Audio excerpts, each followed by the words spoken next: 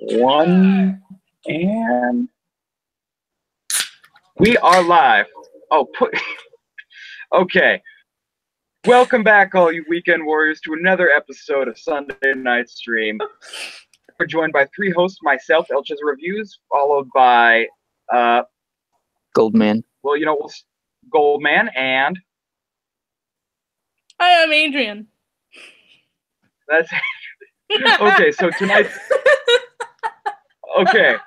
While we get the giggles out, I'll just go over what tonight's subject is. We're going to be talking about handheld gaming and its history, weird, quirky aspects of it as an industry. So we'll start off with liquid crystal display games, like way back. Now, I'm sure you guys have all experienced the liquid crystal displays, LCD, yeah. You know, little games where, the little cheapo. Essentially, they were just like electrified, lights. Well, not even lights on a plane, weren't they? I think. Anyway, they were relatively simple in construction. They were relatively simple in construction, and most of us have come across one or another in some form. Now, the earliest ones that most people think of are the Nintendo Game & Watch games. Mm-hmm. And that is because calculators and other liquid crystal display stuff was relatively new. They wanted to see what they could do with it, so they came up with this goofiness. And Game & Watch games, obviously, because liquid or LCD watches, like what we so commonly see today, all sort of, that was the function they served. So to Nintendo, you couldn't really make a game out of just out of LCD technology. You had to cram a watch in there somehow in order to give you an excuse to carry it around. So we got the Game & Watch series. Now, if you don't know what the Game & Watch games are, well, you've at least seen sort of the mascot of them if you've played Super Smash Bros. Brawl. Yeah. That was a fun game. It was. I missed later that on, game Nintendo so started. much. It was a good game. Later on, Nintendo came out with the Game Boy. Now, we all know the Game Boy. Yeah. Mm-hmm. Yep. Now, the original one was the- gray screen. I mean, it was gray color. The outer shell of it was gray color, and then they started to design the outer shell because it was big, bulky. I mean, it was not like the thinner version. It was a brick. It was. So I mean, it was huge. Now, Oleg, being the computer guy, will probably be a little bit of help here. But see, the Game Boy was released alongside the Super Nintendo, which was 16-bit, whereas the Game Boy was 8-bit. Mm-hmm. Now, Oleg, maybe you could, because a lot of people don't really understand what this means. Do you know what the meaning behind a bit is, or what a bit is? Well, a bit is basically defined as let me double check. Uses ones and zeros, so it's a small part or quantity of something it's used to transfer data. So 1 0 there's 8 bits is 100. Trying to remember the exact definition. It's so 128 pixels. There's 128 pixels for an 8-bit display. So if you're looking at it from that perspective, an 8-bit would be containing 128 pixels on screen. And so then a 16-bit would be double that. Mm-hmm. Actually, no, it'd be way. Okay. It would be more than. Yes, it would be double that. Yes. Okay, so that answers a huge question that a lot of people have as far as what is or is not 8-bit. If I recall correctly, there's also color restrictions, yes? Yes, there are color restrictions. So, sorry, 8-bit can display 256 which is the maximum number of colors. So a bit is described. It's based off the graphics, which is the color. So computer systems use 64-bit or 32 bits. So the more bits you have, the finer the color contrast is. So you can only have like 256 different colors in the whole color system on an 8-bit. So that's why you wouldn't see these certain RGB colors, which uses higher color contrast. They'd be more. The 8-bit would use more of the grayscale, instead of the RGB, which is red, white, and blue. I mean the red, green, and blue system, which is the. I'm trying to remember when RGB came out, because they didn't have RGB in that time with the 8-bit. So. No, as a matter of fact, it didn't even really matter at the time because the designer of the Game Boy specifically designed it to be, well, black and green. Mm-hmm. But it was really just kind of 4 varying shades of kind of an ugly color of green. Yep. But it did do something that no other handheld game or portable game did at the time. It introduced the idea of interchangeable cartridges. So this was essentially the reason these were so easy to make for Nintendo, even though they were still expensive, is because it was essentially technology that they had already gotten the hang of, minus worrying about the color. Mm-hmm. Now, obviously, they would go on to create the Game Boy Color, but not before a bunch of other companies jumped on the bandwagon.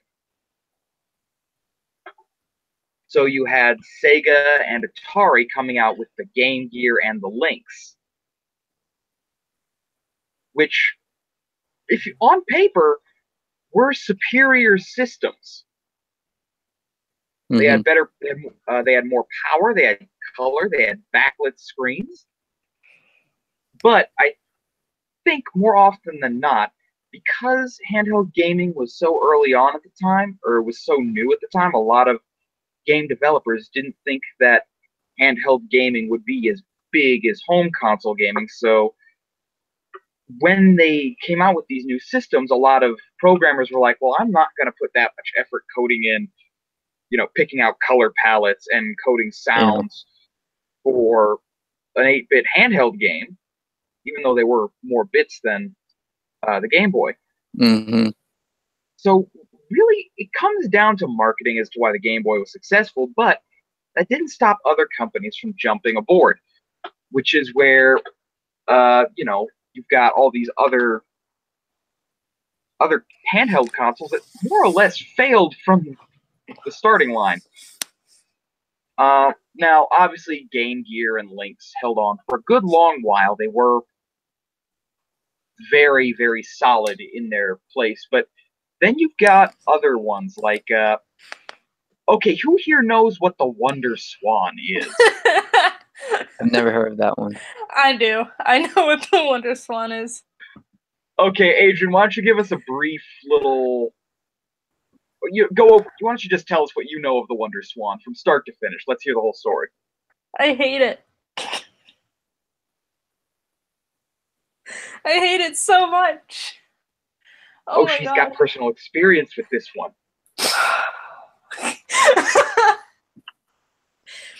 I have personal Adrian, experience with it, but the thing is... Sounds like it killed him, or it killed one of his family members, ladies and gentlemen. It was released by Bandai Namco. I didn't know that. I hated it so much to the point where I Adrian's origin story. I literally just locked myself in my room for a week and just didn't do anything. I hated it. Okay, so tell us how you got introduced to it, and what about it aggravated you? My uncles introduced it to me. Oh, because they are well, one of all, they're probably the laziest people in the world.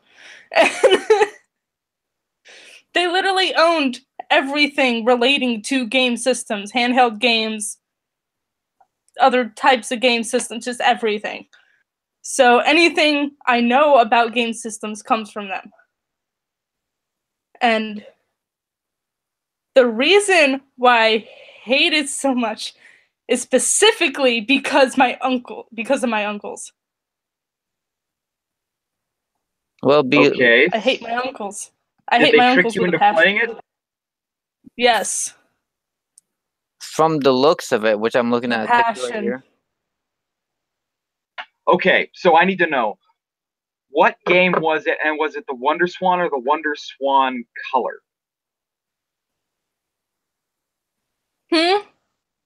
Which game was it that they tried to get you to play, and did you play the Wonder Swan or the Wonder Swan Color? Wonder Swan. Also, it was black and white, true black and white. Uh-huh. I hate black and white games. I just hate that type of... I hate games that have bad graphics. I hate them. That's a lot of games. I hate 8-bit games. I hate Undertale. I hate anything that is bad graphics to me. Wait, hold on. So That you're means you don't like- saying Super Mario Brothers Yeah, the original. on the Nintendo Entertainment System, you hate that game?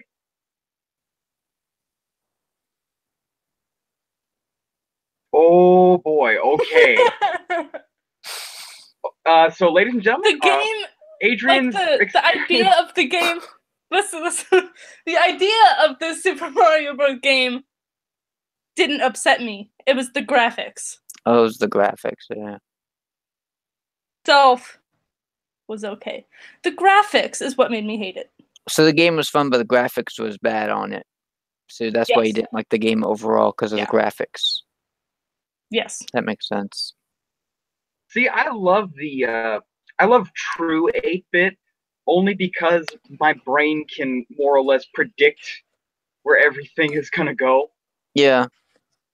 Well, It gives me more absolutely- room to multitask. well, I it's absolutely a hate slower 8-bit. processing. Yeah, there's a lot more pixelated, so it's a lot less image accuracy and And a lot here's less another thing. details. 8 bits. Okay, so like the music that they normally pick in 8-bit, it's also 8-bit. Well, it has I to be. hate it. Mm-hmm. I hate it. It's kind of a hardware it, like- limitation. It gives me a headache. There's a difference between music 8-bit versus graphics 8-bit. So that music uses a different. The terminology for 8-bit is, or a bit is weird depending on what you're using it for. For graphics, it's defined as the color Pixel set. count, right? Yes. Like I literally How many different colors you can have in that small screen area. So I threw the system because of how much it irritated me. Okay, so for those who don't know, the Wonder Swan is more or less kind of famous for a bit of history here. The guy who designed the Wonder Swan is the guy who designed the original Game Boy. He left Nintendo to go off and pursue a different thing. He went to Namco, released the Wonder Swan, and okay, it failed so incredibly quickly that most people have, like, casual gamers don't know it even existed. well, I never heard of it in my life. And this was made I hate before it so Game Boy. much. Now, Which for me not to hear about this before the Game Boy is pretty shocking. Now, see, the Well, interesting after thing the about Game the Boy, Wonder sorry. Swan. Oh, it's cool. The interesting thing about the Wonder Swan, and the reason I think it failed for so quickly, is simply because it went against what the core concept of the Game Boy was, which was simplicity in design, making it more accessible to everyone. Whereas the Wonder Swan tried to do this weird thing where you could do sort of a landscape mode, and then you could turn it to for certain games for a portrait mode. Yeah. That's why I'm looking at these buttons. It has 2 buttons on this, has 8 buttons on the left side and 2 buttons on the right side below. And so it's definitely a weird shape looking handheld console. Wasn't the Wonder Swan made by Bandai? Yes, it was. Yeah, Bandai. Yeah. Now, I actually like Bandai. I I'm do. not I gonna like give them this Bandai one. too. I'm not gonna give I them like this Bandai one. too. They Yeah. and it's not it so looks much that it was complicated. like, it's not so much that it was so horrendously bad as a system that caused it to fail. I mean, Adrian may have his own beliefs and prejudices against a good, solid game format, but you know, we won't hold that against him, even though he's wrong. What I think caused the Wonder Swan to fail so epically was just, first of all, bad marketing. Second of all, tried to do too much. They tried to save it with the Wonder Swan color, but by that time, Game Boy Color had come out and it had blown everyone else out of the water. It was essentially a handheld NES. And then, of course, you know, by that point, they were very much ready to release a new version of the Game Boy as well. They came out with the Game Boy Advance, which was 16-bit graphics. Mm-hmm. But, like I said, there were other weird, obscure consoles out there. Now, a lot of collectors refer to these as Hong Kong originals, meaning they're not ripping off existing systems, they're not bootlegging them. They are true, self-contained consoles that use an interchangeable cartridge system, usually designed in Hong Kong. Now, there's something I want both of you to look at for me for a second. Adrian, you are going to hate this. Oleg, you might find this a little intriguing. Look up something called the Game King. Okay, hold on. I have to type in my Chinese password to get on my phone. Game King collection collectibles, or is it What's his Game King handheld console. Okay. Bullets? There's bullets? What the heck? Try avoid God, saying that no. stuff because YouTube has new No. policy with certain things you can't say, and you No. have to get banned on YouTube for saying No. this stuff. So no. The Game King has been out of business for a very long time. I hate it. I hate it. So, as you can tell by Adrian's reaction, it is actually less than 8-bit. No. Less than 8-bit. No. No. This, I have picture. Hold on. Oh, got it. It's very similar to Game Boy Color, except the buttons are on top instead of the bottom. Adrian, you gotta speak up so we can see you. So we can see the picture, because that's how the screen works. I gotta do what? Yeah, how do you do the screenshot thingy? Hold on. Oh, screen share. Hold on. Let me do it. I know how to do it. Give me a second. Okay, well, Adrian's doing that. So, aside from the Game King, there was also the Game Mate, but it was spelled as one word. So a lot of people ended up saying it as one word, so they called it the Game Mate. Mm-hmm. And that confused a lot of people. But it could also be Gamate, for all I know. Anyway. It won't let me. Oh, it is 8-bit. See if I can figure this out. It won't let me. Oh. I don't know what's wrong with it. Like I said, all you gotta do is hold your phone.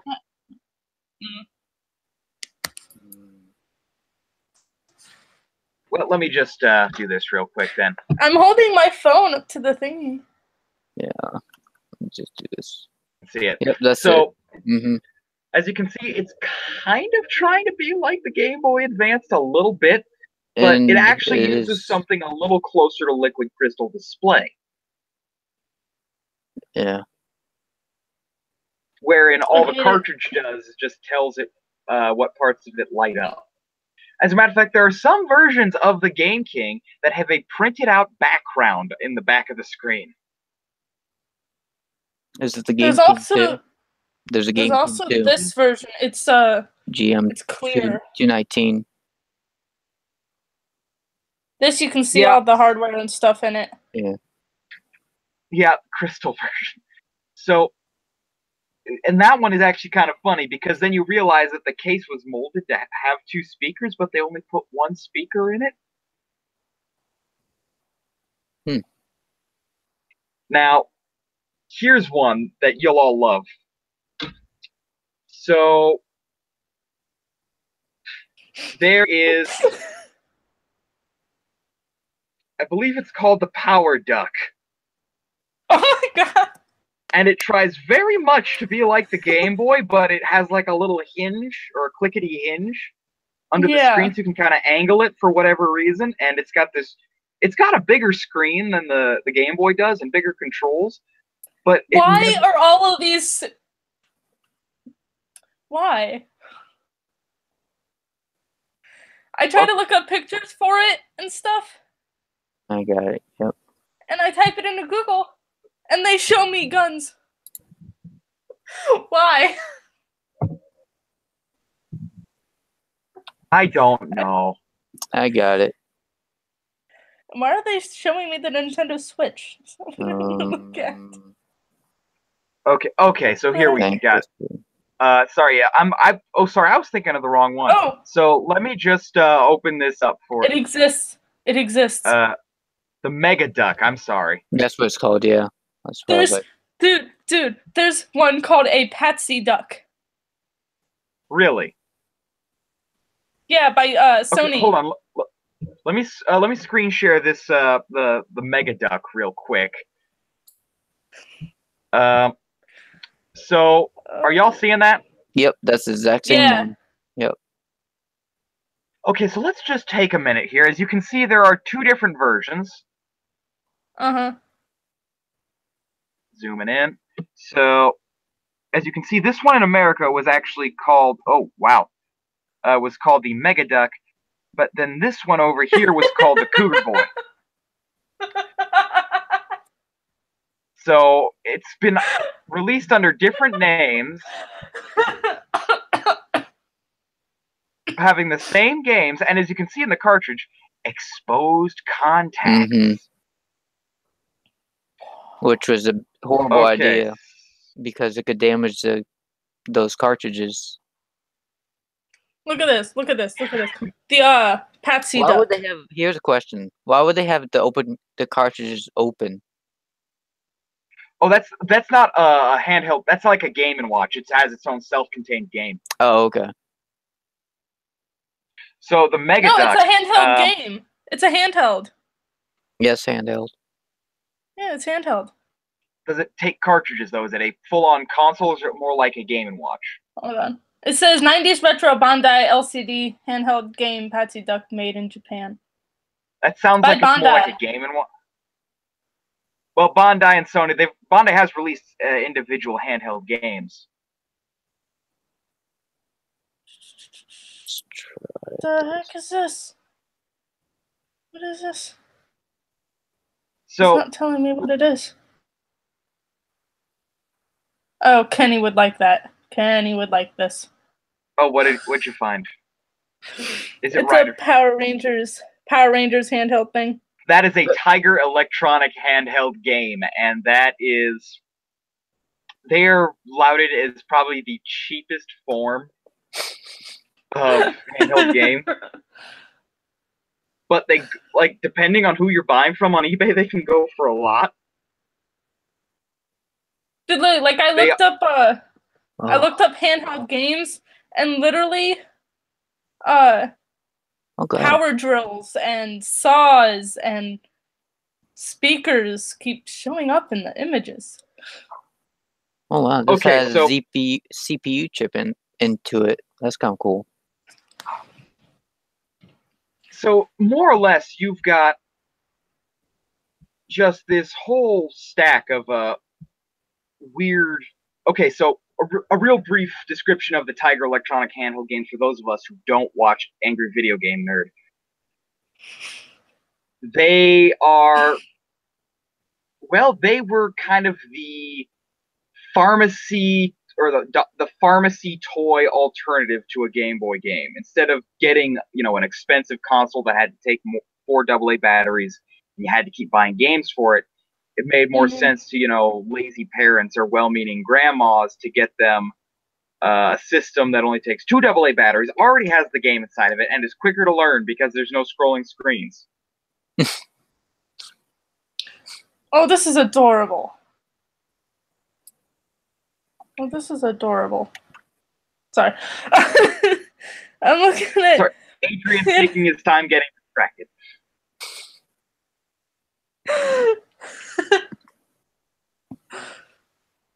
No, I'm looking at all these adorable little handheld game systems that are just so cute. I don't know what to think. Back on the subject of Hong Kong originals. So it wasn't just, stuff like the Mega Duck and the Game King and the Game Mate. There was a whole slew of and seriously, if you just go on eBay and look up Hong Kong original handheld game system or whatever, you will find a slew of sub Game Boy quality cartridge-based systems that maybe have a library of 32 games total. Yeah, this one only had, the Power Deck only had like, what was it? It wasn't that much. Is this a handheld or is this a... It was a 4-in-1 and 8-in-1 cartridge that they had for the Power Duck. Pretty much. Which was actually kind of neat. 37 games total. This is a handheld game. Wow. What? That looks so weird. So, Adrian, what are you looking at? Why don't you show us? It's a D99. That's actually a handheld game. How do you with play cartridges and everything. You see the pink things on the side? Mm-hmm. Those are the handheld part. Well, that's not so much a handheld game as it is a plug and play. Yeah. With handheld Well, literally, controls. I'm looking in the description of the product and it says handheld game. Well, that might just be them trying to... It literally says... See, the description of a handheld game in this or a handheld game system in this context, meaning it is a self-contained console with its own batteries, its own controls, and a built-in screen. Yeah, it says there's also a built-in screen. You can plug it in, but there's a built-in screen on it somewhere. Is there like a product picture on there with... You're lagging, by the way. I've heard of... That's what I'm trying to find.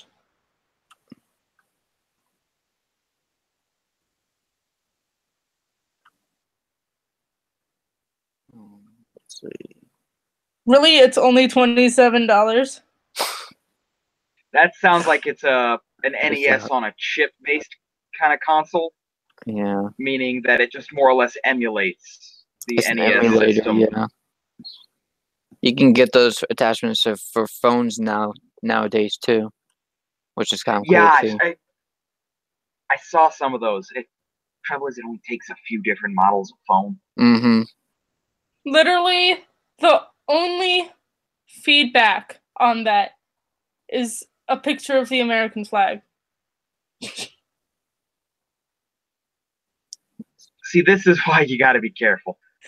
So let's talk a little bit about the recent thing with handhelds, and obviously we've all had our experiences with the 3DS. We know what it is. We know why people want it. We also know that the Switch is trying to combine the handheld and home console concepts together.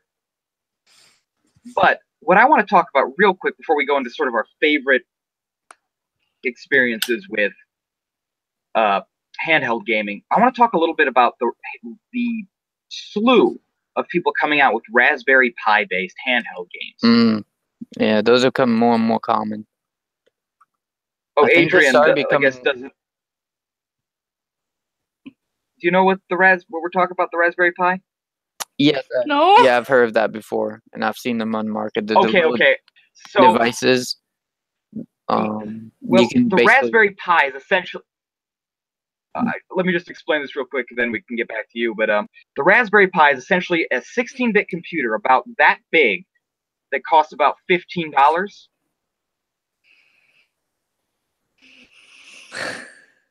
Mm-hmm. And it's got, I believe, 2 USB ports, a micro SD card slot, and the newer versions come with Bluetooth connectivity, Wi-Fi capabilities, You can wire them up for a touchscreen. They've got a pretty good Yeah, they've processor increased for it. what they They are. also have Ethernet cables, some of them more upper Yeah, level ones. So, I believe they run Linux. which is, I don't like using that system. I have not learned how to use that because it's too complicated because you have to program every single button, your mouse, everything. So, unless you know how to use Rabbit, unless you know how to use Linux or would love to learn how to program, go and get Raspberry Pi. But I'm not a big fan of learning how to use Linux because the handbooks on them are so thick. I mean, it's huge.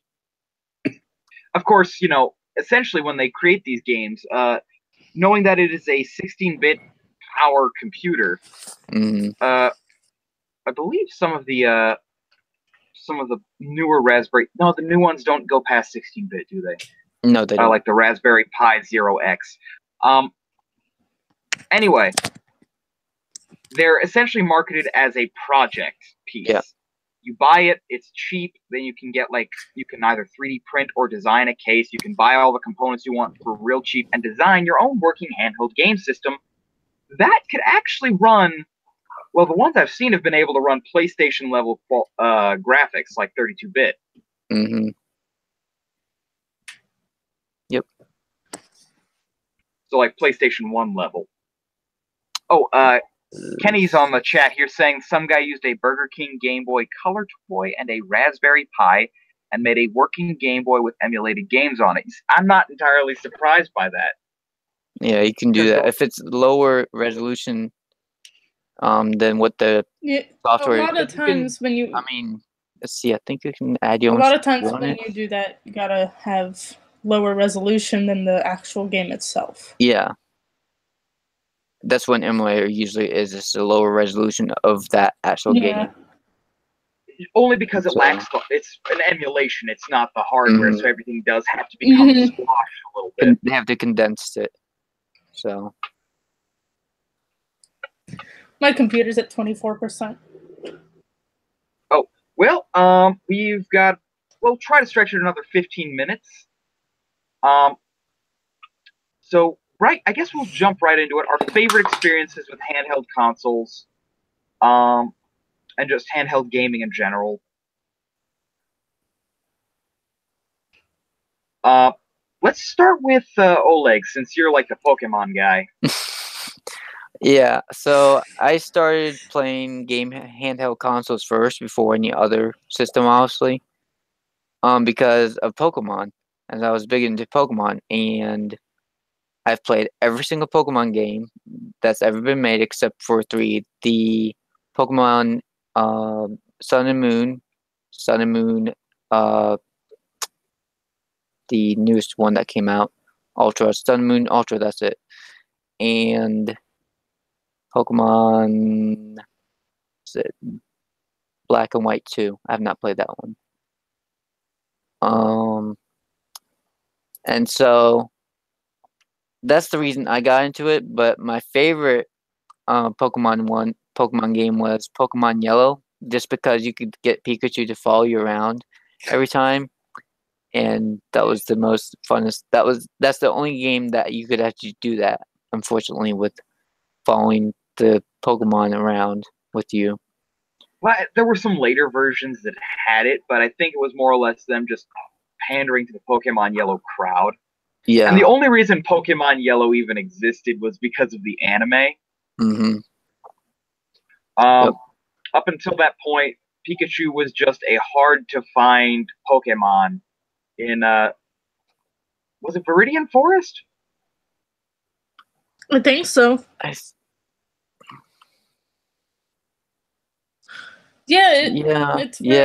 would be... Yeah. I'm trying to think first. Yeah. You know, there is a Nintendo 64 game where Pikachu follows you around too. Which one is that? Are you about to say, "Hey, you Pikachu"? Oh, I haven't. What? I've never heard of that one. That was my favorite Nintendo 64 game. I love that game. You do not want to play "Hey, you Pikachu" because it's a very imprecise.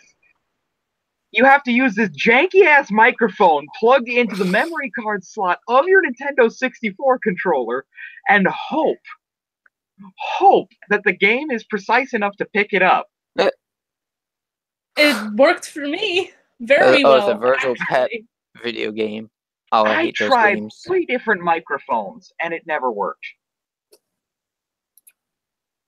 I don't know. Maybe You just have bad luck. it was something wrong. Maybe it's something wrong with my system. Maybe it was the cartridge. Maybe it was the microphones. Maybe it was my controller. But that game hates me.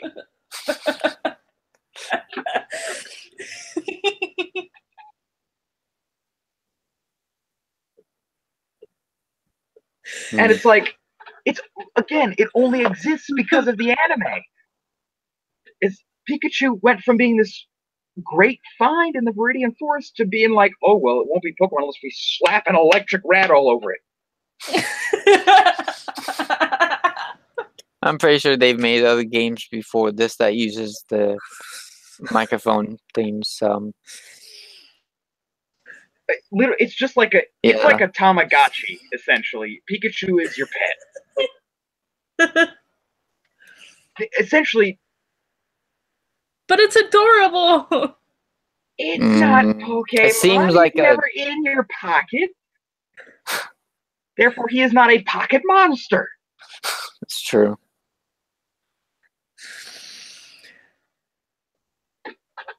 It's essentially, it was proto Nintendogs.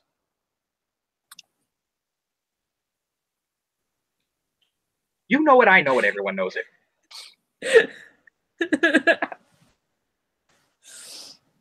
It's still my favorite game. You're welcome to it. I feel like I would not enjoy it. No. Because you have to set up the microphone and get the Pikachu to talk and all that, and it's not that hard to plug a microphone into a slot. Yeah, but it's the voice compatibility. I think that'd be the issue. So I don't think at that time they had enough software to develop with the. You have to practically yell into the damn thing to get it to hear you. I mean, what if it was a Korean person trying to talk to it? Oh, I would love that. What? How would Pikachu understand Korean language? Because they would have to implement different languages. There would have to be although it was only released in Japan and in North America. In different countries. In different countries, they make different versions of the game in their language. But it was only released in America, and America has a whole bunch of different language people. So you're saying that... So not everyone would be able to play it. The game was made in America. For American people that have made the game in other countries can't... No. It wasn't released in other countries. Yeah, it wasn't released. It was an American exclusive. Well, it was released in Japan first, then America. Japan and then America, but ultimately that's a 2-region game. Yeah. It was clearly meant for a very niche market. Yeah. English people and Japan people. No Japanese Korean people. English speaking people. Yeah, you know that in Japan, Korea, and China, it is very important for the children to learn English. I guess it's just a question of just being able to distinguish between accents. Yeah, the accent would be a big issue with this game. Because voice recognition at the time was not very crappy, yeah. It took it. Now, an individual's experience with the game might be pleasant, but overall, like I said, it's Nintendogs. Mm-hmm. I mean, if you like, it's essentially a Pokemon-themed Nintendogs. Now, Adrian, you're free to like the game. I'm just saying, I don't understand why. I really don't understand why I couldn't get it to work. I've taken it as a sign that Pikachu hates me. And therefore, I will never be a Pokemon master.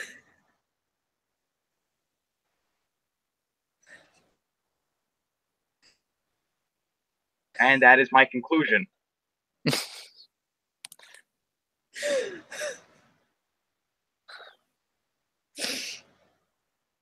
I've had better luck with Nintendogs. Which, by the way, was my first handheld game. I think it was had to have been my 10th birthday. Um, my cousin had gotten me the original Nintendo DS. You know, the weird angular silver block with like the industrial strength click in the hinge, so it went curse snap. Mm-hmm.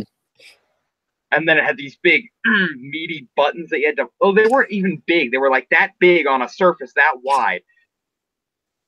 But you had to really mash down on them.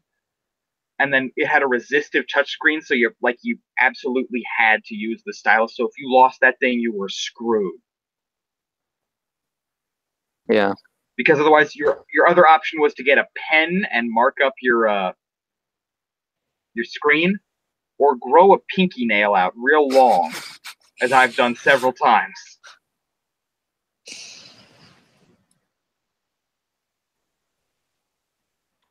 And my first game was the original Nintendogs. I'm sure they're all dead by now.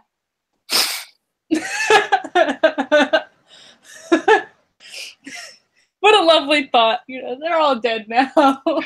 Yeah. Well, it's like Neopets. Yeah, they died. They died. I mean, they made an online game for that too. Neopet Online, I think. Yeah, and obviously, stupid. except with Neopets, all of our Neopets are dying, but will never die. What kind of fresh hell is that? Ace Reds. Okay, so Kenny says it's okay, Chaz. We all have dreams that we can't. Oh, he must be my Pokemon Master thing. Yeah, that's okay. I'm certain I will become GBWC champion on the first try. It'll be easy. Yeah, YouTube is lagging behind compared to what we're doing. So, unfortunately. Yeah, that's gonna be a problem. I hate YouTube for that part. They need to fix that. Well, I got my laptop hooked up to the charger, so we're good. Cool. Okay, well, we'll still go for like another 10 minutes, I think, just because, well, Adrian, let's go over your favorite handheld game experience, just because we've almost exhausted kind of discussion topics, and then we'll go into open discussion for a little bit, and then we'll call it a stream. How about that? Sounds good. Okay. Well, my favorite handheld game experience was on the Nintendo DSi. One of these ones? Yes. And my favorite game, the first handheld game I ever played in a while since that horrible experience we talked about earlier, it was Legend of Zelda Spirit Tracks. That was a good game. It was a good game. And given that my uncles have all the dang game systems and they live in New York, I can't play it anymore. But my favorite, Legend of Zelda games. My favorite games of all are the Legend of Zelda games. I just love them so much. Yeah, they were all actually good. I like them because they have good graphics. Who you talk to. They have good graphics. Including the original Legend of Zelda? Yes.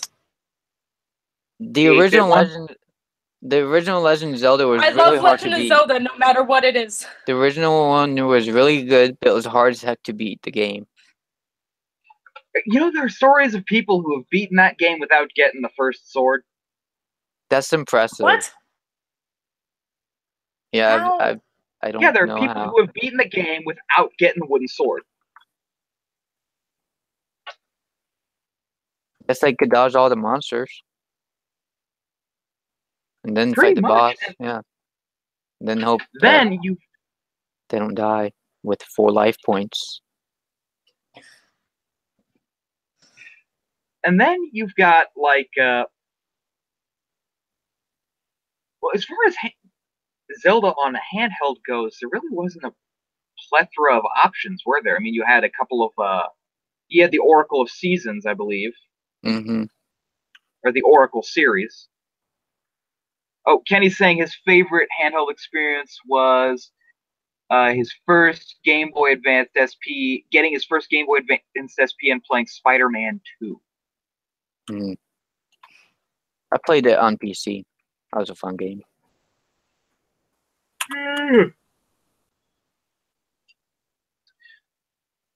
Well, I say, why don't we go into like open discussion for about 10 minutes and call it a stream? Okay. I have no idea what to talk about.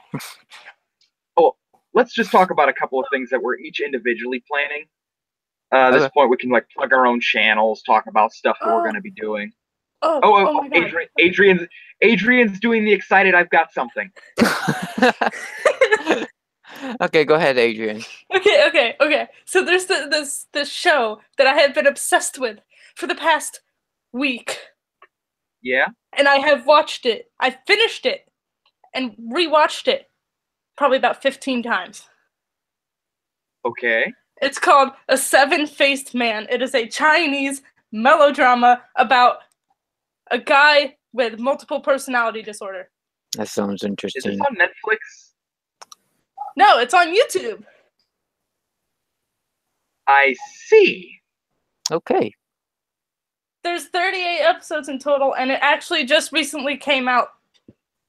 And it is just the best thing I have ever seen in my life. I have it paused on my TV right now. So we know what he's going to be doing once we're done? Yep. Watching it. He's going right to that show. Yes, like literally the main character, and also his multiple personalities are so attractive. I just love it so much.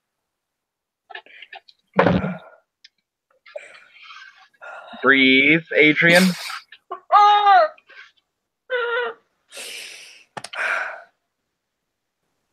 Well, I have actually begun purchasing costume components for the Refuture show that I've been planning for several years now. Mm-hmm. And actually, I'm also one of them came in the other day, and that's the base of the suit for Otaku Red. And I can actually grab it right now. Hold on. Yeah, that'd be cool to see it.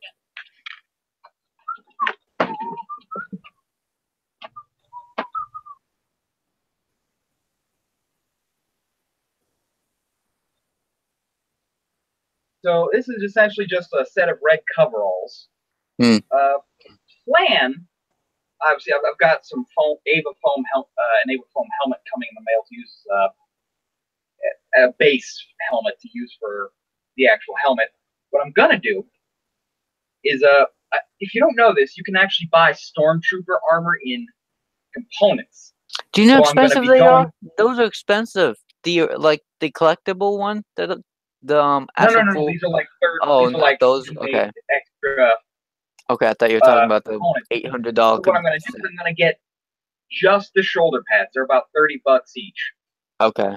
Yeah. I'm gonna put one on the left shoulder here, painted up, of course, so that it doesn't look like a Stormtrooper helmet.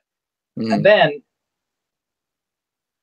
I don't know if you guys have ever really looked at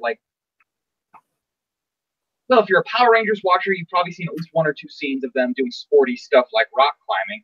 I'm going to be getting a rock climbing harness belt, so it'll go across the waist like so, and across the thighs like so. Mm-hmm. Essentially, I'm going for sort of a flight suit look. Okay. There will also be white leather gauntlets, very long, that'll probably stop about here, as well as white boots. And that's just pretty much my plan for these for the time being. At the same time, I am also working on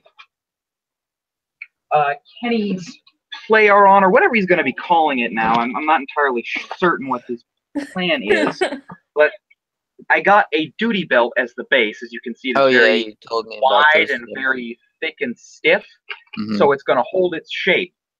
I got this for like $20.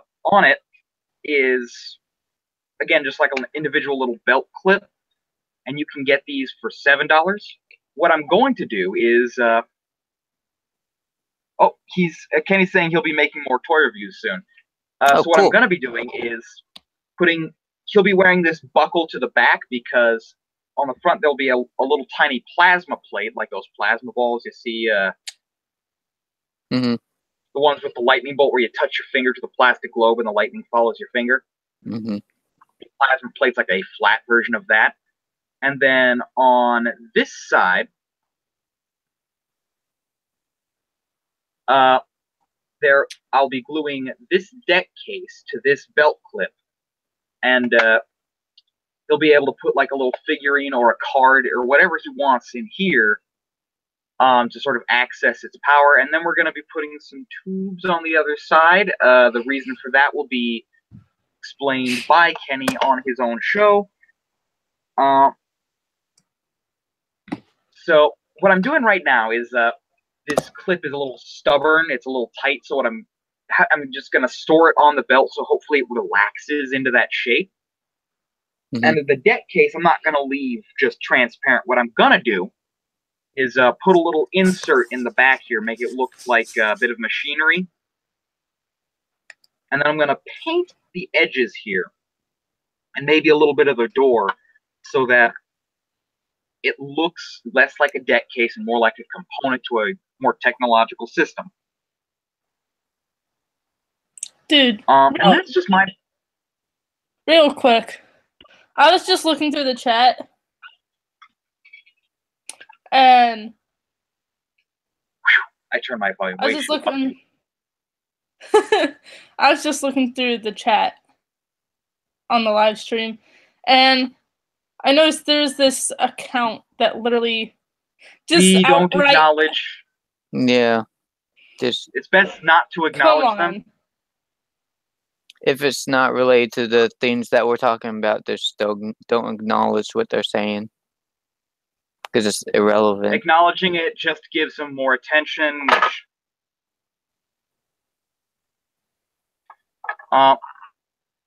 So that's why we just, in general, we only acknowledge the comments and questions that have something substantial to do with the stream. Otherwise, we're just we're giving them an excuse to create ignorant comments like that because then they know it'll get them attention. It happens all the time on my streams on my YouTube channel that I do the gaming on. What a weird comment. I don't know why people like that come to my streams. They tend to follow me wherever I go. Yeah, unfortunately, hate tends to trail behind. But yeah, on the dojo, we're going to try to keep things positive. We're going to try to keep things friendly to people of all races, nations, and creeds. Yep. I don't think it was hate, though. It was more of a question. Well... it was a little forward, though. Yeah. Yeah. So questions like those should be avoided. I would think with your choice of username, exactly. Yeah, the that username would be clearly obvious. Kind of, yeah. I know, right? That's what I thought. Yeah, I mean, you should be able to infer. Anyway, you would think. Well, so Adrian's been obsessed. So Oleg, what's going on with you lately?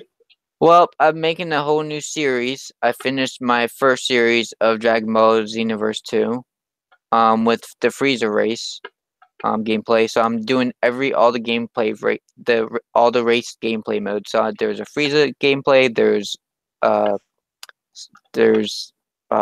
Super Saiyan race. There's Majin Buu. There's Namekian, right? Namekian. There's the human race. Yep. And so those are all gonna be played through. So I finished the Frieza and I'm working on the human race gameplay. And so I am about 20% done. Now what I won't do on all my gameplay throughs is go through all the like parallel quests because that takes way too long. There's about 117 parallel quests. But I do go through all the story modes. And I do try to level up my characters up, obviously quite decent, because the story modes are very hard if you don't. And so, and my goal is to eventually, my overall goal is to make like another stream like playlist on the parallel quest. So I'll play through all parallel quests and get Z ranks on them. So you're going for the whole completionist thing. Yes, just on that game because that's gonna take a long time. Now, what platform do you particularly? Oh, you're a PC gamer, PC, right? yep. I am upgrading. So I am gonna be upgrading my PC upgrade though, with a monitor that's a 4K monitor that gets 165 refresh rate or FPS if you want to call it that term. And I'm also upgrading my CPU to an i5-8600K, and I'm also upgrading my motherboard from a Strix to a Rogue Maximus. Let's see, is it not the Hero, but the one that's above the Hero? What's it?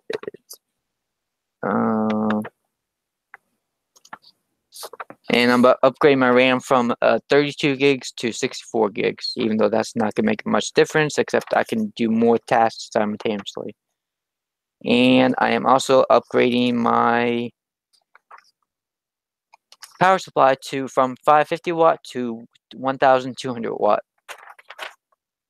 So, and my Windows 10 Pro is going to be upgraded too, so that's my other goal I'm doing. Okay, so we're going to be expecting this. So we should expect to see a more efficient Goldman channel coming up soon. Yeah. Yep. Unfortunately, because my FPS will be like solid 60 FPS by then, all my gameplays, there shouldn't be any lagging. Because there's one game that I really want to stream, but I can't, and it's Gary's Mod. And that sucker is hard as heck on the CPU. I mean, it is hard to stream that game or even play it in general. That's why I want a computer. Once you get through the loading screen, it's fine, but it's so laggy. So I'm gonna try to stream that one day and see how Kenny's that saying goes. we should plan to do VR chat group videos. I don't have the money for a VR setup. As a matter of fact, I've already kind of. It's not a VR game. Dedicated. It's not a VR game. It's not a VR game. It's a VR group videos? I've never done VR group videos. Oh my god. Have you ever seen the Uganda? What I'm saying is, like, Knuckles. In order to do VR chat, don't you have to have like a VR headset? No. You have to have VR headset, and you also have to. No, you don't. What is it then? No, you don't. Have you guys seen the meme that's been around recently? Yes, we've all seen Uganda Knuckles. It's about that. It has nothing to do with VR. It's basically just about that. I was fairly certain it came out before that meme. It's like the origin. It's the origin game of the meme. If I remember correctly, the game existed. Then this one guy essentially made a skin based off of a derpy drawing of Knuckles that I think he found on Google Images, and then came up with a voice. But if I also remember correctly, VR chat also has a couple of Sword Art Online boss battles in it. Oh, that's yeah. I haven't played it. Kenny's been playing it, and he tells me about it constantly. Well, if it's not VR game, then it's doable. Yeah, I suppose. I mean, we could try. He says he really likes it. Okay. Well, I guess I'll look it up if it's not too much cost. You don't need to. No, it's free. It should be free. You don't need to if we could find a way to set up our own chat room on it, I think that'd be cool.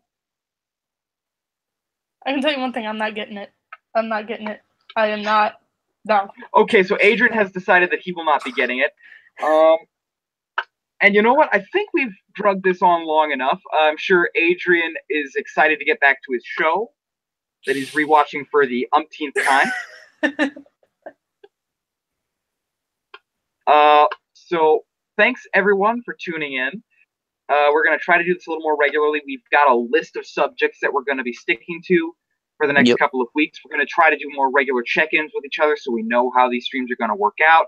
Kenny has graciously dedicated himself to running sort of to moderating the chat. Thank you, and running the Twitter for us, which, by the way, a link to our Twitter is in the description this time, so please come check us out. We're going to try to start posting more links to the streams and whatnot from now on. Unfortunately, it didn't happen this time. I posted a link to your guys' stream. Oh, awesome! For my video gameplay, so awesome. Like I said, we'll try to do more. We'll try to be more active on Twitter. Just general stuff that's going on in our lives, stuff we're excited about. At some point in the future, I think it'd be great if we could all get together for a convention, but unfortunately, my convention schedule for this year is dedicated purely to New York Comic Con. So what about November? November, see, that's the thing, is like I only got so much time off. Yeah, I've got school all the way. I've got school every single. It's literally just the first weekend of November, and that's it. See, I only have school off on Friday, Saturday, and sometimes Sunday. The problem is that sometimes my work enforces mandatory Saturdays. It's just a thing that has to happen in order to meet the goal for the year. You can also just pay for like Friday and Sunday. Like, you don't have to go for all 3 days. You can go for 1 day or 2 days. You can pick which days you want to go. It's also going to be a question of how long I'm willing to drive and whatnot. See, like I said, New York is already kind of my big thing right now because, and I don't know if I've mentioned this on the stream before, I know I've mentioned it in Hangouts chat with you guys, I am going to attempt to enter the GBWC. For those of you who aren't into Gunpla, it is the Gunpla Builders World Cup. It is a model building competition. There are 8 preliminary events, or there are 8 preliminary locations in America. There is a tier system, so if I win at NYCC, I might actually have to just work out a deal with my boss saying, look, this is something I have to pursue. I might have to quit. Please hire me back later. Hopefully they hire you back later. Hopefully. But essentially, I am planning out a model kit, or I'm planning out a diorama using the 1 to 100th scale master grade system of Gunpla.